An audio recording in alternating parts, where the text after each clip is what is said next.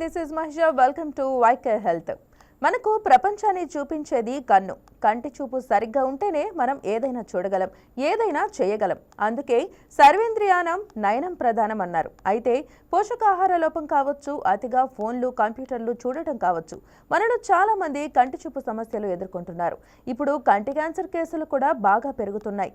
దీన్ని నిర్లక్ష్యం చేస్తే చూపు కోల్పోవడమే కాదు, ప్రాణాలు కూడా పోయే ప్రమాదం ఉంది. మరి ఈ కంటి క్యాన్సర్ లక్షణాలు ఏంటి, ఎలాంటి జాగ్రత్తలు తీసుకోవాలి, కంటి క్యాన్సర్కు ఎలాంటి చికిత్సలు మనకు అందుబాటులో ఉన్నాయి, ఈ విషయాలు మనతో పంచుకునేందుకు ప్రముఖ ophthalmologist, I focus super speciality eye hospital director Harika గారు మనతో ఉన్నారు. మేడంతో మాట్లాడి మరిన్ని వివరాలు తెలుసుకుందాం. నమస్తే మేడం. నమస్తే, welcome to our show. Thank you. Ma'am, cancer అంటే మనము ఇప్పటిదాకా లివర్ క్యాన్సర్, లంగ్ క్యాన్సర్ చాలా చూస్తుంటాము. అసలు ఈ కంటి క్యాన్సర్ ఏంటి మ్యామ్, దీనికి సంబంధించి వివరాలు తెలియజేయండి. సో బాడీలో మిగతా ఆర్గన్స్ అన్నీ ఎలా ఉన్నాయో కన్ను కూడా అలాంటి ఒక ఇంపార్టెంట్ ఆర్గన్ అండి. సో ఇందులో ఏంటంటే ఇందులో కూడా కంట్లో కూడా మనకి సెల్స్ ఉంటాయి. సో క్యాన్సర్ అంటే నథింగ్ బట్ మనకి ఆ కణాలన్నీ అబ్నార్మల్గా మల్టిప్లై అవ్వడం వల్ల మనకి కంటికి క్యాన్సర్ వస్తుందన్నమాట. వేరే క్యాన్సర్స్తో పోల్చుకుంటే అంత కామన్ కాకపోయినా మన మేజర్ ఛాలెంజ్ ఇందులో ఏంటంటే మనకి ప్రజెంటేషన్, అంటే ఇప్పుడు అవగాహన లేదు. మిగతా క్యాన్సర్స్ కానీ మిగతా ఆర్గన్స్ మీద ఉన్నంత అవగాహన మన కంటి పరంగా లేదు. సో వీళ్ళు ప్రజెంట్ అవ్వడమే చాలా లేట్గా మనకి ప్రజెంట్ అవుతారు.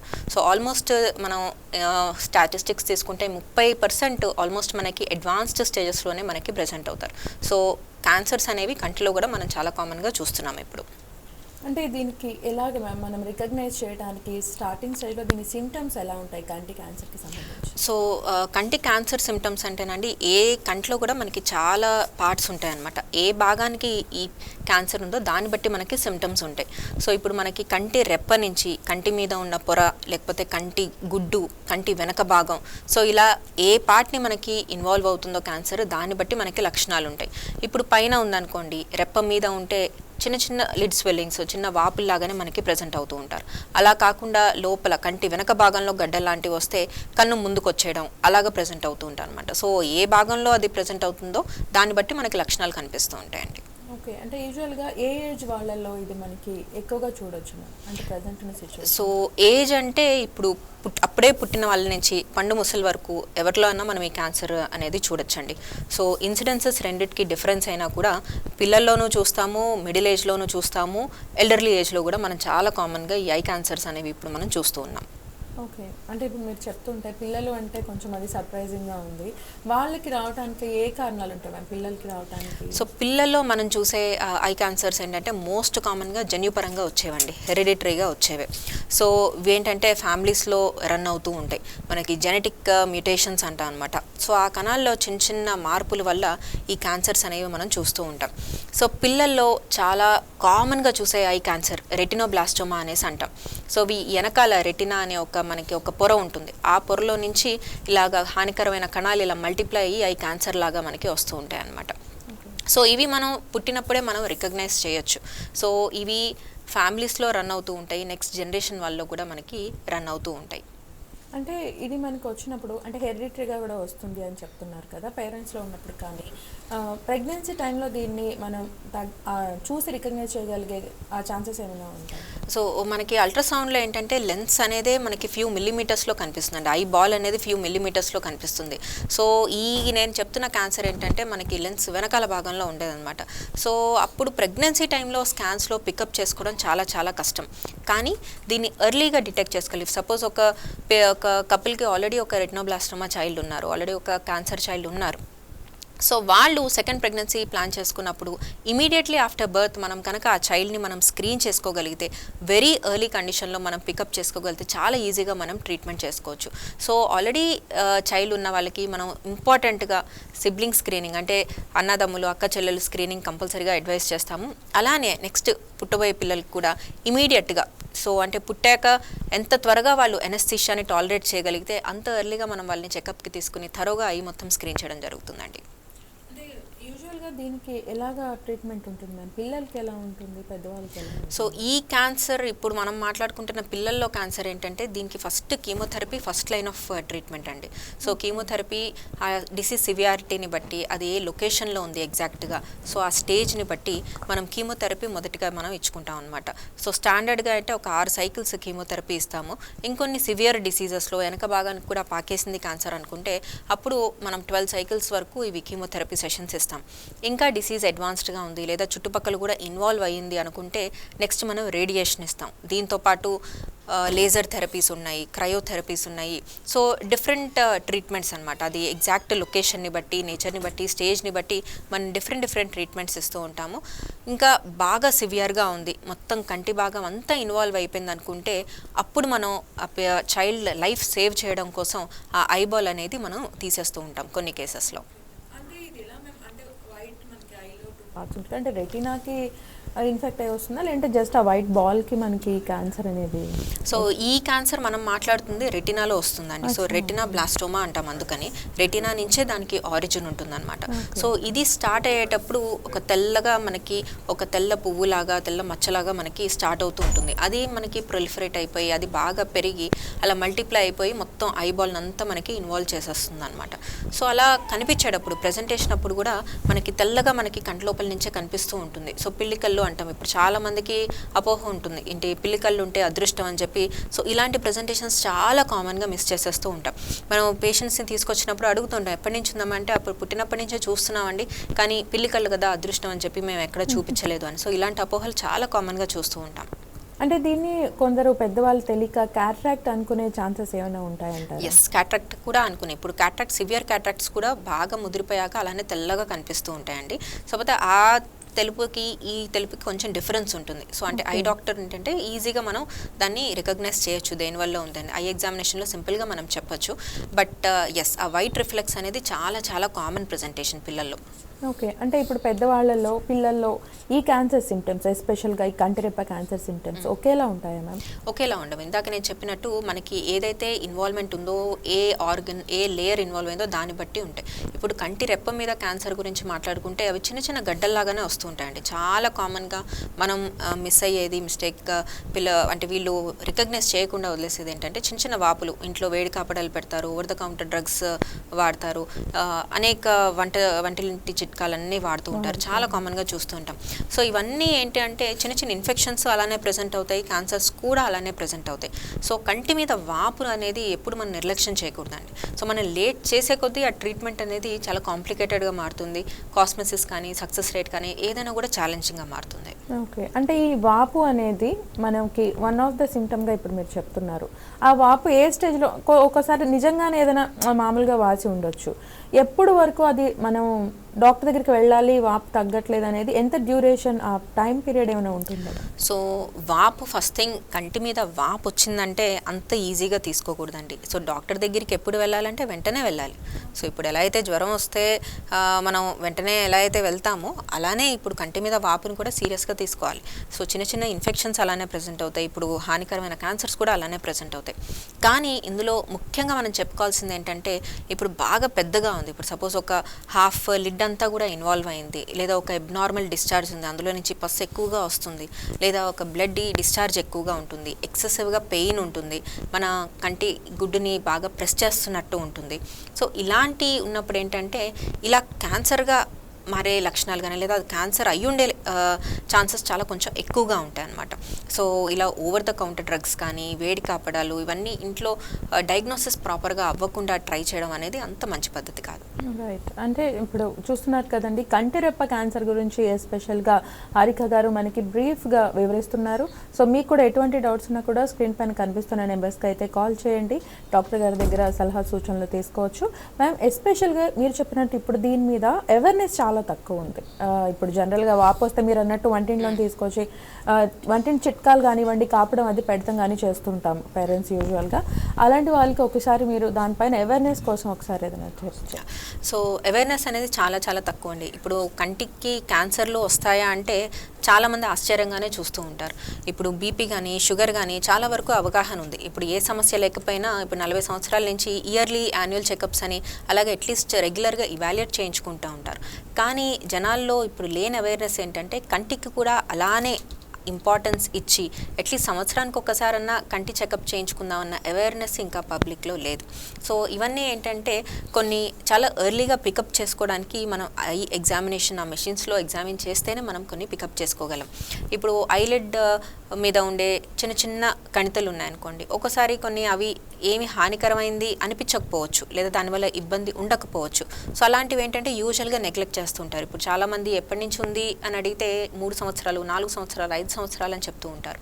సో అది లోపల వరకు కంప్లీట్గా ఆ ఐలిడ్ని ఇన్వాల్వ్ చేయనంత వరకు అంత ఇబ్బందిగా మారకపోవచ్చు. కానీ ఇక్కడ ముఖ్యంగా మనం చెప్పుకోవాల్సింది ఏంటంటే అందులో కూడా చాలా రకాల క్యాన్సర్లు ఉంటాయండి. సో కొన్ని పర్టికులర్ టైప్ ఆఫ్ క్యాన్సర్స్ ఏంటంటే అది చిన్నగా ఉన్నా కూడా బాడీలోకి సెల్స్ అనేవి వెళ్ళిపోతూ ఉంటాయి అన్నమాట. సో మన దగ్గరికి అవి చాలా పెద్దగా వచ్చి మన దగ్గరికి ప్రజెంట్ అయ్యేసరికి ఆల్మోస్ట్ కొంత డ్యామేజ్ అయిపోయి ఉంటుంది. వాళ్ళకి దురదృష్టం సాత్తు ఒక్కోసారి ఏంటంటే ఆ కణాలు బాడీలోకి కూడా వెళ్ళిపోయి తర్వాత ప్రాణాపాయ స్థితి కూడా వచ్చే అవకాశం ఉంటుంది.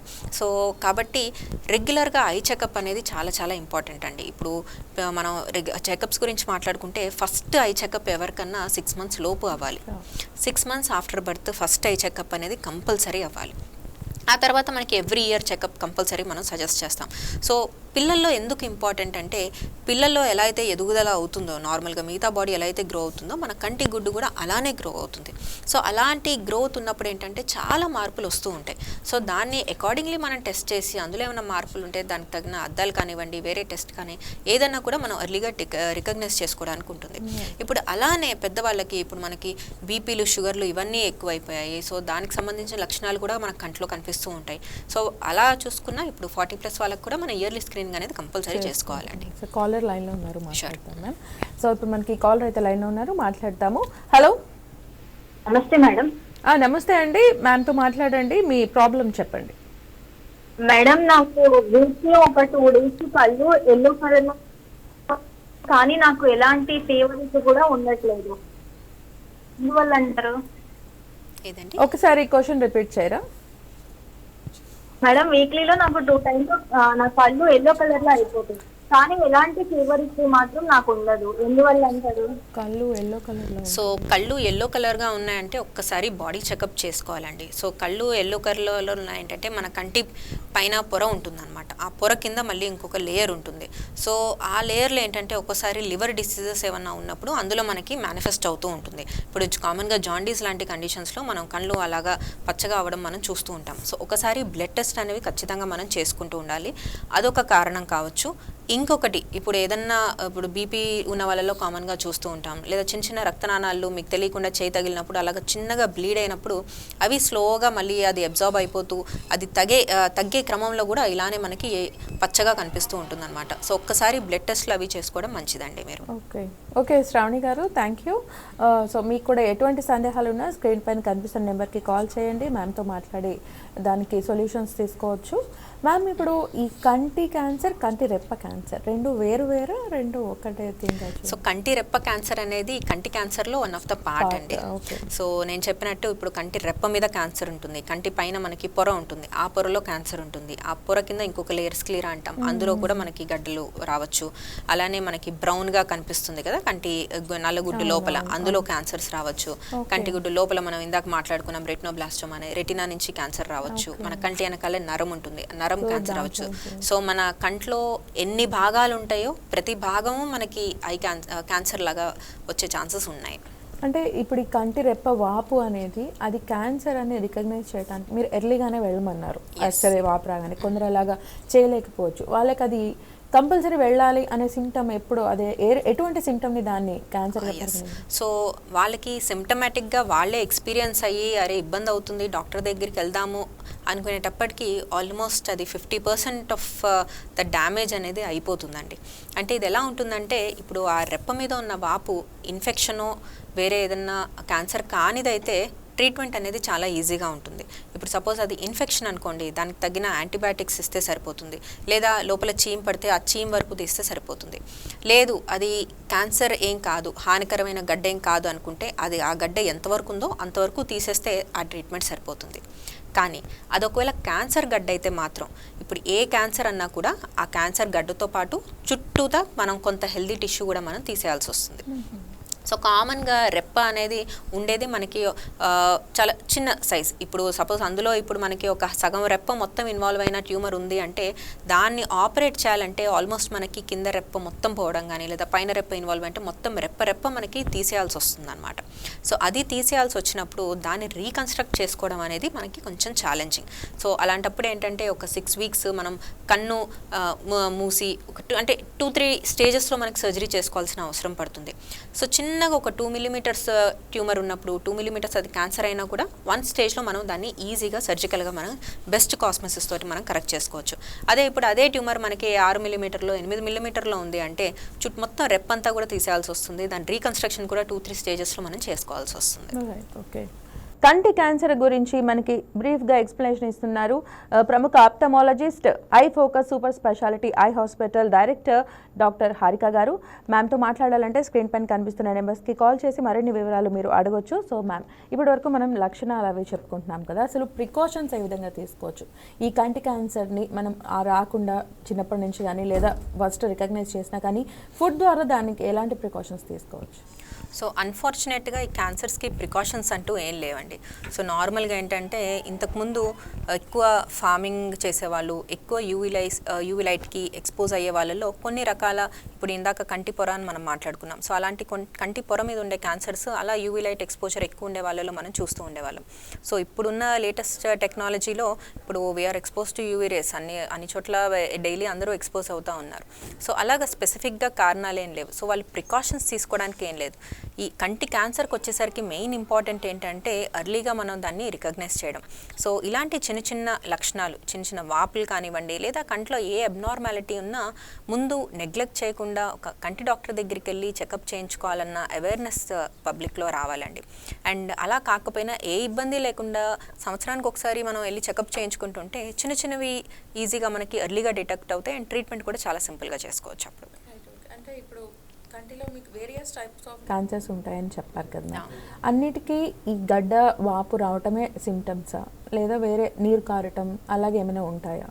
నీరు కారడం అది చెప్పాను కదా, ఏది ఇన్వాల్వ్ అవుతుందో మనకు దాన్ని బట్టి ఉంటుందండి. ఇప్పుడు సపోజ్ ఇప్పుడు నరం పక్కనే ఒక గడ్డ డెవలప్ అయింది లేదా నరాన్ని నుంచే ఒక డెవలప్ అయిందంటే డెఫినెట్ ఫస్ట్గా వాళ్ళకి చూపు తగ్గిపోతుంది అనమాట.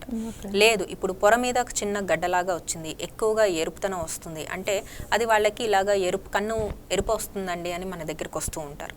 లేదా ఇప్పుడు వాపు ఉందంటే వాపు వచ్చిందని వస్తూ ఉంటారు. సో లోపల ఏ భాగంలో మనకి వచ్చినా కంటి లోపల వచ్చేసరికి ఏంటంటే వాళ్ళకి డెఫినెట్గా కొంతవరకు చూపు తగ్గడం అనేది ఉంటుంది. సో చూపు తగ్గిందని వస్తూ ఉంటారు. సో కామన్గా చేసే మిస్టేక్ ఏంటంటే ముఖ్యంగా చూపు కొంచెం తగ్గినప్పుడు మామూలుగా కళ్ళజోడు షాపులకి వెళ్ళిపోయి అక్కడ చెక్ చేసేసుకుని ఏదో ఒకటి గ్లాసెస్ తీసేసుకుంటూ ఉంటారు. సో గ్లాసెస్ తీసుకోవడం ఏంటంటే ఇప్పుడు ఒక కన్నులో కొంచెం విజన్ కాంప్రమైజ్ ఉన్నా ఇంకో కన్ను పర్ఫెక్ట్గా నార్మల్ అంటే 2 కళ్ళతోటి విజన్ పరంగా వాళ్ళు మేనేజ్ చేసేస్తూ ఉంటారు. సో ఈ క్రమంలో ఏంటంటే కొన్ని ఇంపార్టెంట్ డయాగ్నోసిస్ అనేది మనం మిస్ అవుతూ ఉంటాము, అవి డిలే అయిపోతూ ఉంటాయి. అండ్ వాళ్ళు రియలైజ్ అయ్యి మళ్ళీ డాక్టర్ దగ్గరికి వచ్చేసరికి చాలా ఇంపార్టెంట్ ప్రీసెస్ టైం అనేది మనం కోల్పోతూ ఉంటామండి. ఈ కంటిరెప్ప క్యాన్సర్కి అది ట్రీట్మెంట్ ఎలా ఉంటుంది? కీమోనేనా అన్నిటికీ ట్రీట్మెంట్? సో కీమో అనేది కొన్ని టైప్ ఆఫ్ ఐలిడ్ క్యాన్సర్స్లో ఇస్తామండి. మ్యాక్సిమం ఏంటంటే దీన్ని సర్జికల్గా చాలా సేఫ్గా మనం ఎక్సర్సైజ్ చేసుకోవచ్చు. ఇందాక నేను చెప్పినట్టు మన సైజ్, ఆ ట్యూమర్ సైజ్ని బట్టి మనం ట్రీట్మెంట్ చేసుకుంటాం అనమాట.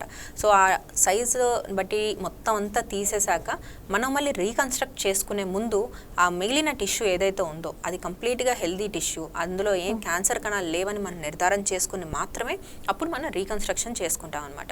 యూజువల్గా దీని సక్సెస్ రేట్ చాలా బాగుంటుంది. అండ్ రెగ్యులర్గా ఎవ్రీ 3 months పేషెంట్స్ని ఫాలోఅప్ చేస్తూ ఉంటాము.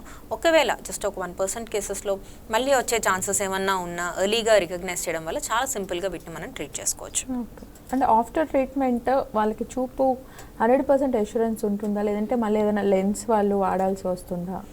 సో ఈ ఐలిడ్ ట్యూమర్స్కి చూపుకి యూజువల్గా అంత సంబంధం ఉండదు.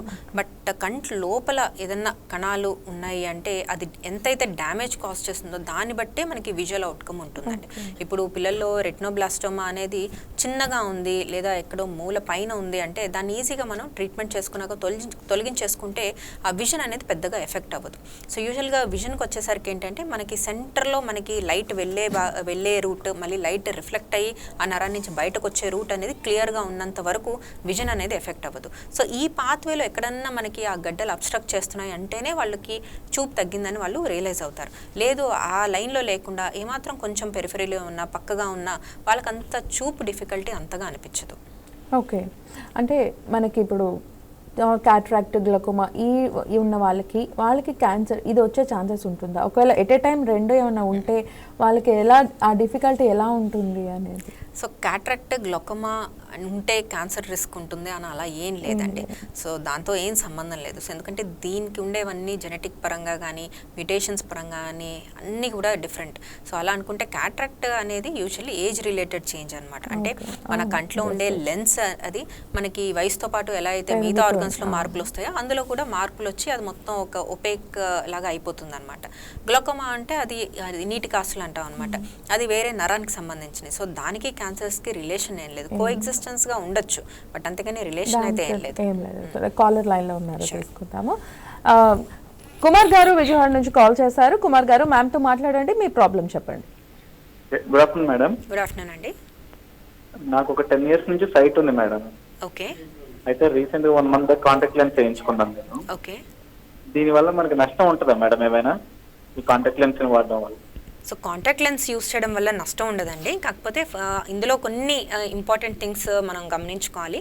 కాంటాక్ట్ లెన్స్ అనేది కరెక్ట్ ఫిట్టింగ్ ఉండాలి. సో మీకు ఆ నల్లగుడ్డ ఏదైతే షేప్ ఉంటుందో ఆ షేప్కి కరెక్ట్గా హగ్ చేసుకుంటూ ఉండాలి మీరు యూస్ చేసే కాంటాక్ట్ లెన్స్. సో ఆ కాంటాక్ట్ లెన్స్ కరెక్ట్ పవర్ ఉండాలి అండ్ కరెక్ట్గా ఫిట్టింగ్ ఉండాలి. అండ్ రెండవది మీరు హైజీన్ అనేది చాలా ఇంపార్టెంట్గా మనం ఫాలో అవ్వాలి. మీరు లెన్స్ పెట్టుకునేటప్పుడు కానివ్వండి లేదా లెన్స్ తీసుకునేటప్పుడు కానీ ప్రాపర్గా హ్యాండ్ వాష్ చేసుకోవడం, ఆ హైజీన్ అనేది చాలా చాలా ఇంపార్టెంట్. అండ్ మీరు స్విమ్మింగ్ ఏమన్నా చేస్తున్నా సో అలాంటి కండిషన్స్లో ఏంటంటే కాంటాక్ట్ లెన్స్ ఉన్నప్పుడు చాలా జాగ్రత్తగా ఉండాలి. లేదా బీచెస్కి ఏమైనా వెళ్ళినప్పుడన్నా అంటే కంటామినేటెడ్ వాటర్ తోటి ఎక్కడ కూడా కంటామినేట్ అవ్వకుండా చూసుకుంటుండాలి.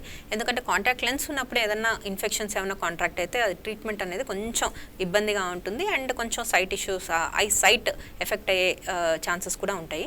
కాబట్టి మీరు కరెక్ట్ లెన్స్ యూస్ చేస్తుంటే అది హైజీనిక్గా యూస్ చేసినంత వరకు కాంటాక్ట్ లెన్స్ వల్ల ఏ ఇబ్బంది ఉండదు మీకు. అంటే ఇన్ని గంటలు యూస్ చేయాలని ఉంటుందా మేడం ఏమైనా? ఇప్పుడు ఏంటంటే ఇప్పుడు డైలీ వేర్ లెన్సెస్ వచ్చేసాయండి. సేఫ్గా 6 to 8 hours వరకు సేఫ్గా యూస్ చేసుకోవచ్చు. బట్ పడుకునేటప్పుడు మాత్రం ఖచ్చితంగా తీసేసేయాలి లెన్స్. ఇప్పుడు ఫర్ ఎగ్జాంపుల్ నాకు ఒక 12 hours యూస్ చేయాలి కంటిన్యూషన్గా, అప్పుడు దానికి ఏం నష్టం ఉంటుందా మేడం? నష్టం అంటే మీకు సర్ఫేస్ బాగా డ్రై అయిపోయే ఛాన్సెస్ ఎక్కువగా ఉంటాయండి. సో ఇప్పుడు చాలా లుబ్రికెంట్స్ వచ్చాయి, మీరు కాంటాక్ట్ లెన్స్ పైనుంచి కూడా మీరు వేసుకోవచ్చు. సో మధ్యలో ఆ లుబ్రికెంట్స్ యూస్ చేస్తూ మీరు సేఫ్గా యూస్ చేసుకోవచ్చు, ప్రాబ్లం లేదు. ఈ సైట్ భవిష్యత్తులో ఇక తగ్గేది అవకాశం ఉంటుందా మేడం? పెరుగుతూనే ఉంటుందా ఇక? ఇది సైట్ పెరగడం అంటేనండి ఇప్పుడు మామూలుగా 18 to 20 years వరకు మన ఐబాల్ అనేది గ్రో అవుతూ ఉంటుంది. సో అప్పటి వరకు మనకి కొంత ఐసైట్లో చేంజెస్ రావచ్చు. అది అయిపోయాక మళ్ళీ 40 సంవత్సరాల నుంచి మనకు కొంచెం ఏజ్ రిలేటెడ్ చేంజెస్ ఉన్నప్పుడు మళ్ళీ అప్పుడు ఐసైట్ చేంజెస్ మనకి వస్తూ ఉంటాయండి. Okay madam, thank you madam. Welcome. Right ma'am, thank you Kumar.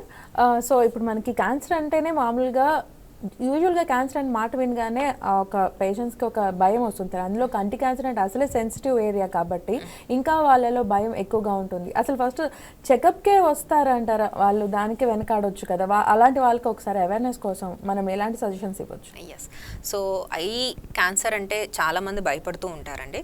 And eye cancer ఉందా లేదా చెకప్ చేసుకోవడానికి రెగ్యులర్ స్క్రీనింగ్కి కూడా చాలామంది పేరెంట్స్ ముఖ్యంగా అసలు ముందుకు రారు. సో ఇప్పుడు పిల్లల్లో క్యాన్సర్ అనగానే ఒక విధమైన భయం చూస్తూ ఉంటాం పేరెంట్స్లో. అంటే చెకప్ చేసుకుంటే అమ్మో అది ఏమన్నా బయటపడుతుందేమో అన్న ఒక భయం చాలా కామన్గా చూస్తూ ఉంటాం అన్నమాట.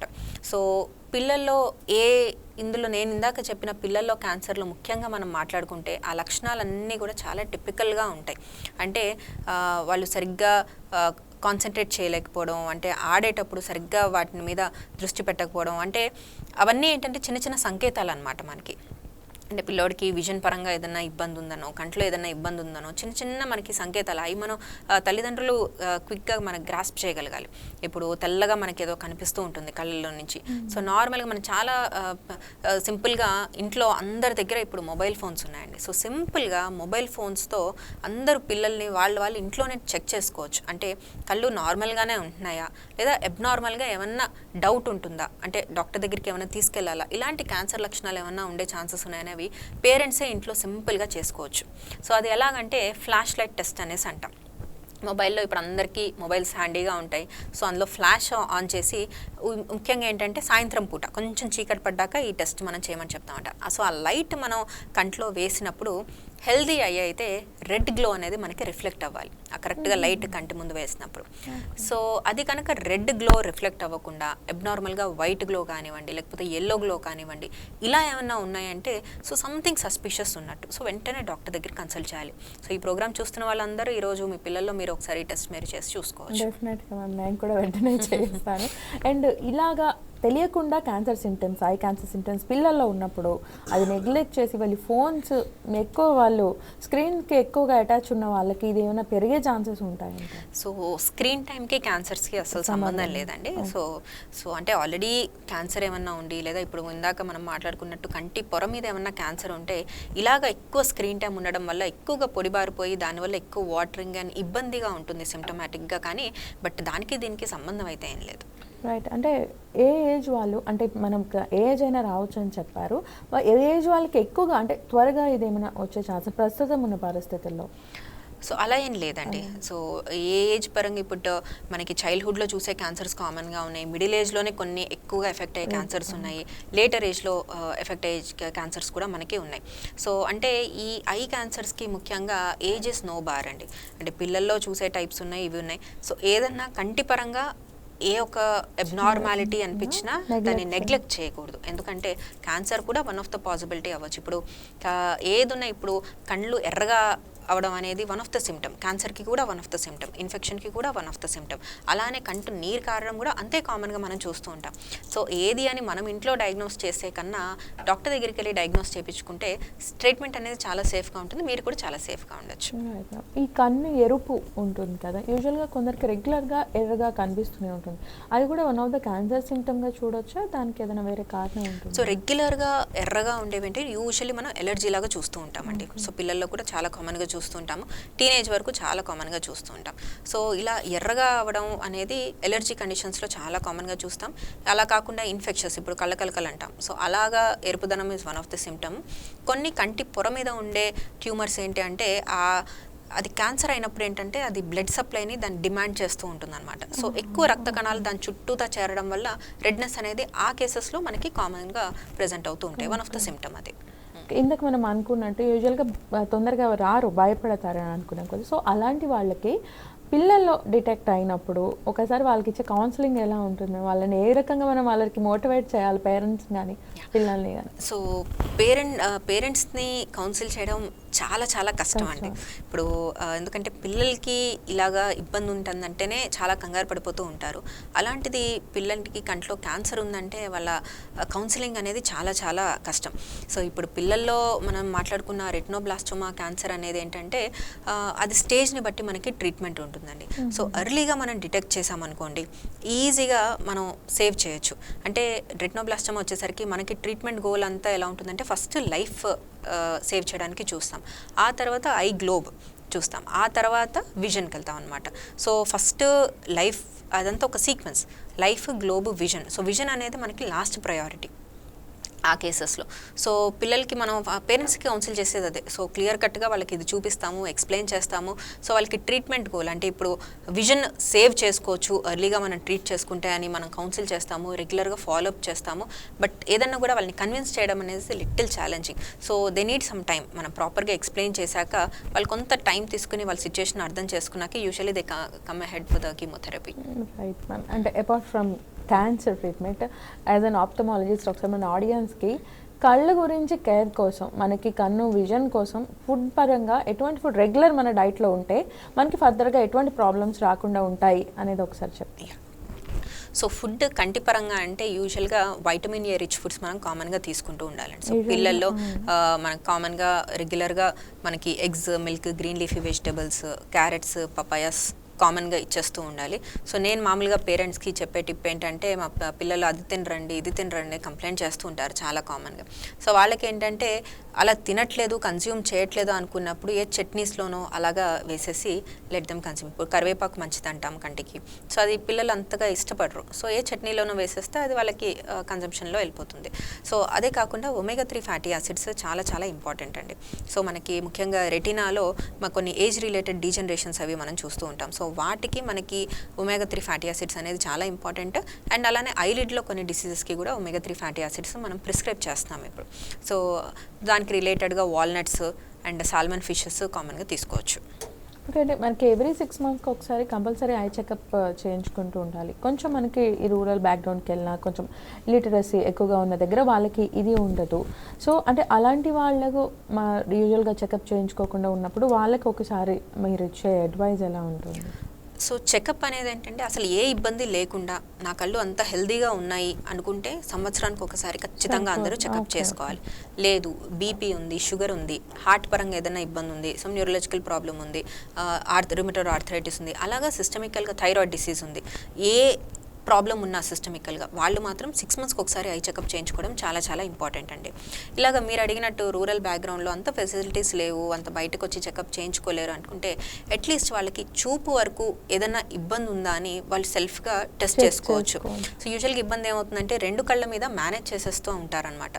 సో ఒక కన్ను క్లోజ్ చేసుకుని ఈ ఒక్కొక్క ఐ చూపు బాగానే కనబడుతుందా, ఇప్పుడు 40 సంవత్సరాలు వచ్చేసరికి ఏంటంటే కొంత దగ్గర చూపుకి మనకి హెల్ప్ కావాల్సి వస్తుంది అనమాట.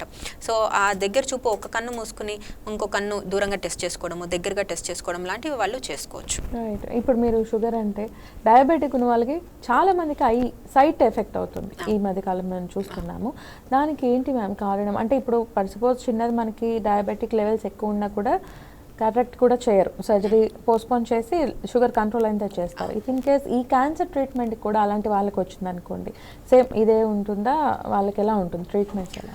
సో డయాబెటీస్ వల్ల కన్ను ఎఫెక్ట్ అవుతుందండి. సో డయాబెటీస్లో కూడా మనకి కంటి రెప్ప నుంచి వెనకాల రెటినా వరకు చాలా కామన్గా చూస్తూ ఉంటాము. సో రెటినాలో ఎక్కువగా చూస్తాం డయాబెటిక్ రెటినోపతి అనేసి అంటాం అనమాట. సో ఇందులో ఏంటంటే అబ్నార్మల్గా బ్లీడింగ్ అయిపోతూ ఉంటుంది, వెనకాల బ్లీడ్ అయిపోయి అప్పుడు వాళ్ళకి విజన్ అనేది ఎఫెక్ట్ అవుతూ ఉంటుంది. సో ఇది కూడా ఎర్లీగా కనుక పికప్ చేసుకుంటే, డయాబెటీస్ ఉన్నవాళ్ళు ఐడియల్గా నేను చెప్పినట్టు 6 monthsకి ఒకసారి చూపించుకుంటూ ఉంటే చిన్న చిన్న సైన్స్ మైల్డ్ డిసీజ్గా ఉన్నప్పుడే పికప్ చేసుకుంటే ఈజీగా మనం ట్రీట్మెంట్ చేసుకోవచ్చు. లేజర్ ట్రీట్మెంట్ చేసుకోవచ్చు, లేదా ఇంజెక్షన్స్ ట్రీట్మెంట్ తోటి ఈజీగా మనం అంటే అడ్వాన్స్డ్ డిసీజ్కి వెళ్ళకుండా మనం ప్రివెంట్ చేసుకోవచ్చు. లేదు లోపల బ్లీడింగ్ అయిపోయాక అప్పుడే మనం డాక్టర్ దగ్గరికి వెళ్ళామంటే అప్పుడు మనకి సర్జరీ చేసుకోవాల్సి వస్తుంది అనమాట. సో స్టేజ్ బట్టి మన స్క్రీనింగ్లో మనకు బయటపడితే ట్రీట్మెంట్ కూడా చాలా ఈజీగా ఉంటుంది. అండ్ క్యాన్సర్ వరకు ఏంటంటే కొన్ని ఇంజెక్షన్స్ అవి ఇవ్వడానికి షుగర్ డెఫినెట్గా కంట్రోల్లో ఉండాలి. బట్ డయాబెటీస్ ఉంది కాబట్టి ఈ క్యాన్సర్ ట్రీట్మెంట్ చేయలేము అనడానికి ఏం లేదు. షుగర్ కంట్రోల్లో ఉన్నంత వరకు హ్యాపీగా మనం మోస్ట్ ఆఫ్ ద ట్రీట్మెంట్స్ చేసుకోవచ్చు. Okay ma'am, right. Thank you. మీరు వచ్చి మా స్టూడియోకి వచ్చి ఎస్పెషల్గా కంటి క్యాన్సర్ అంటే ఎవరికి తెలియదు అసలు, యూజువల్గా కంటికి కూడా క్యాన్సర్ వస్తుందా అని కూడా అనుకుంటాము. అలాంటి దాని గురించి ఇంత బ్రీఫ్ ఎక్స్ప్లెనేషన్ ఇచ్చినందుకు thank you so much ma'am. Thank you అండి. సో మరి చూస్తారు కదండి కంటి క్యాన్సర్ గురించి డాక్టర్ హాసిని గారు ఇచ్చిన వివరాలు. సో ఇది ఇవాళ వైకే హెల్త్. Stay tuned. ఇంకో ఎపిసోడ్లో మీట్ అవుదాం.